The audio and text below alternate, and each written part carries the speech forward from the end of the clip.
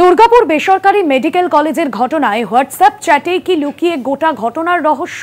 দুর্গাপুরে বেসরকারি মেডিকেল কলেজের ঘটনায় ক্রমশই ঘনীভূত হচ্ছে রহস্য। পরাণগঞ্জের জঙ্গলে রাতে ঠিক কি হয়েছিল তা নিয়ে একাধিক প্রশ্ন উঠছে। ঘটনার তদন্তে এবার পুলিশের কাছে হাতিয়ার হয়ে উঠতে চলেছে মেডিকেলের ওই ছাত্রী এবং তার সহপাঠীর হোয়াটসঅ্যাপ চ্যাট। ঘটনার আগেই হোয়াটসঅ্যাপ চ্যাট ইতিমধ্যেই এক্সট্র্যাক্ট করা হয়েছে আদালতে এবং পুলিশ সূত্রে খবর টিআর প্যারেডের পর এই হোয়াটসঅ্যাপ চ্যাট থেকে প্রাপ্ত তথ্যের ভিত্তিতে আগামী দিনে তদন্ত এগিয়ে নিয়ে যাওয়া হবে। দুর্গাপুর ধর্ষণ কাণ্ডে হোয়াটসঅ্যাপ চ্যাটে কি গোটা ঘটনার রহস্য লুকিয়ে রয়েছে? কারণ একাধিক চ্যাট সামনে এসেছে। দুর্গাপুরের ঘটনায় ক্রমশই ঘনীভূত হচ্ছে রহস্য এবং যে সমস্ত তথ্য সামনে এসেছে, যে চ্যাট দেখে সেই সমস্ত চ্যাট হোয়াটসঅ্যাপ চ্যাট আদালতে দেওয়া হয়েছে। পরাণগঞ্জের জঙ্গলে রাতে ঠিক কি হয়েছিল? দুর্গাপুরে বেসরকারি কলেজে ছাত্রীকে ধর্ষণের অভিযোগ, পুলিশের কাছে হাতিয়ার নির্যাতিতার ওই হোয়াটসঅ্যাপ চ্যাট। দুর্গাপুরের ধর্ষণ কাণ্ডে কি হোয়াটসঅ্যাপ চ্যাটে গোটা ঘটনার রহস্য লুকিয়ে রয়েছে তা নিয়েই প্রশ্ন উঠছে। অরিত্র ঘোষ রয়েছেন আমাদের প্রতিনিধি, আমাদের সঙ্গে সরাসরি। অরিত্র, এই দুর্গাপুরের যে ধর্ষণ কাণ্ড, সেখানে একের পর এক তথ্য সামনে আসছে কিন্তু কোথাও গিয়ে ধোঁয়াশা কাটছে না, এবং যে হোয়াটসঅ্যাপ চ্যাট ইতিমধ্যেই সামনে এসেছে, আদালতেও দেওয়া হয়েছে, সেই হোয়াটসঅ্যাপ চ্যাট দেখে প্রাথমিকভাবে পুলিশ কি মনে করছে? কি কি তথ্য সূত্র মিলছে এই চ্যাট থেকে?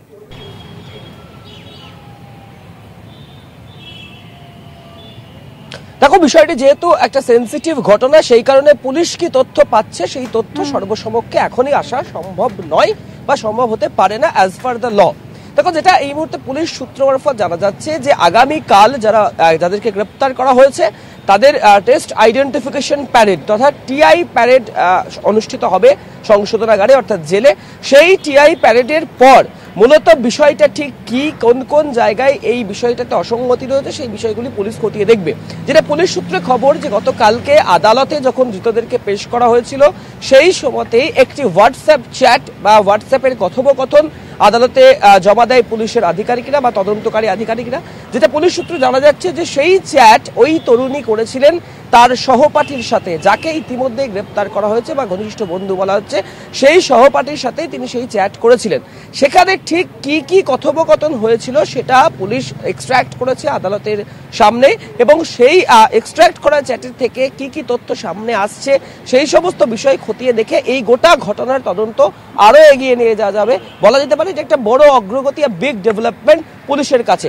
ইতিমধ্যেই আমরা যেটা পুলিশ সূত্রে খবর পাচ্ছি যে যাদেরকে গ্রেপ্তার করা হয়েছে তাদের সাথে এই নির্যাতিতা তরুণীকে মুখোমুখি বসিয়ে জিজ্ঞাসাবাদ করা হতে পারে তদন্তের স্বার্থে।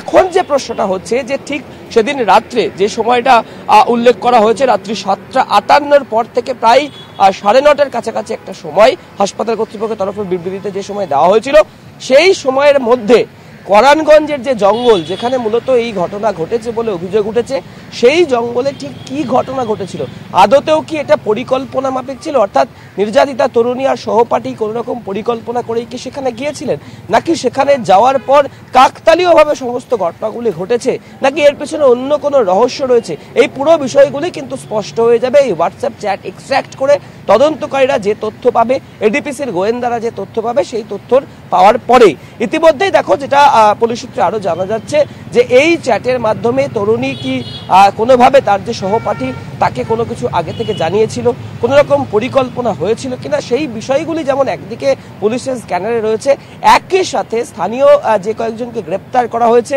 তারা কি আদতেও এদের পূর্ব পরিচিত ছিল, নাকি কাকতালীয় আচমকা এই ঘটনা ঘটে গেছে, এই সমস্ত বিষয়গুলি কিন্তু পুলিশ জানার চেষ্টা করবে এই হোয়াটসঅ্যাপ চ্যাটকে এক্সট্র্যাক্ট করেই। সব মিলিয়ে দুর্গাপুরে বেসরকারি মেডিকেল কলেজ এবং হাসপাতালের এই যে নির্যাতনের ঘটনা, যে ঘটনা নিয়ে রাজ্য রাজনীতি তোলপাড় হয়েছিল, ভিন রাজ্যের তরুণীকে নির্যাতন করা হয়েছিল, ধর্ষণ করা হয়েছিল বলে অভিযোগ উঠেছিল, সেই ঘটনার তদন্তে এটা একটা বড় ব্রেক থ্রু। এই হোয়াটসঅ্যাপ চ্যাটের সমস্ত বিষয় ডিটেলিং কমপ্লিট হলেই কার্যত বোঝা যাবে ঠিক সেদিন রাত্রে কি ঘটেছিল পরাণগঞ্জের ওই জঙ্গলে। আদতেও এটা ধর্ষণের মতো ঘটনা ঘটেছিল, পরিকল্পনা করেই কি তারা সেখানে গিয়েছিলেন, নাকি এর পেছনে অন্য কোনো রহস্য লুকিয়ে আছে, সেই বিষয়গুলি জানার চেষ্টা করবেন আসানসোল দুর্গাপুর পুলিশ কমিশনারেটের গোয়েন্দারা। একদমই ধন্যবাদ জানাবো অরিত্র। সরাসরি ছিলেন আমাদের সঙ্গে অরিত্র ঘোষ। তবে হোয়াটসঅ্যাপ চ্যাট এখনো পর্যন্ত যে বিষয়গুলো এখনো পর্যন্ত পুলিশ সর্বসমক্ষে আনেনি, তবে বেশ কিছু তথ্য এখান থেকে পাওয়া যাবে এমনটাই কিন্তু প্রাথমিকভাবে মনে করছে পুলিশ। রিয়া মাঝি রয়েছেন আমাদের প্রতিনিধি ফোন লাইনে। রিয়া, যে সমস্ত হোয়াটসঅ্যাপ চ্যাট সামনে এসেছে সেখান থেকে পুলিশ প্রাথমিকভাবে মনে করছে যে আগামীতে এই তদন্ত এই চ্যাটের ভিত্তি থেকে, এই চ্যাট থেকে পাওয়া তথ্যের ভিত্তিতে এগিয়ে নিয়ে যাওয়া সম্ভব হবে। কি জানা যাচ্ছে? দুর্গাপুরে যে ঘটনা ঘটেছিল এবং তারপরে যে একাধিক গ্রেপ্তার, টোটাল 6 জনকে গ্রেপ্তার এবং প্রতি জনকেই কিন্তু এই মুহূর্তে জেল হেফাজতে পাঠানো হয়েছে এবং পুলিশের তরফ থেকে একটি আবেদন করা হয়েছিল। সেই আবেদন মঞ্জুর করে দিয়েছে যে ভিকটিম এবং যে মূল অ্যাকিউজড অর্থাৎ এই ভিকটিমের যে সহপাঠী তার ফোন ইমাজিন করবে এবং এই ইমেজিং করার মানে হচ্ছে যে দুটো ফোনেরই সমস্ত কিছু, সেটা গ্যালারি থেকে আরম্ভ করে সোশ্যাল মিডিয়ার সমস্ত যে অ্যাকাউন্ট রয়েছে সেই সমস্ত কিছু খতিয়ে দেখা হবে পুলিশের তরফ থেকে এক্সপার্টের সাহায্যে।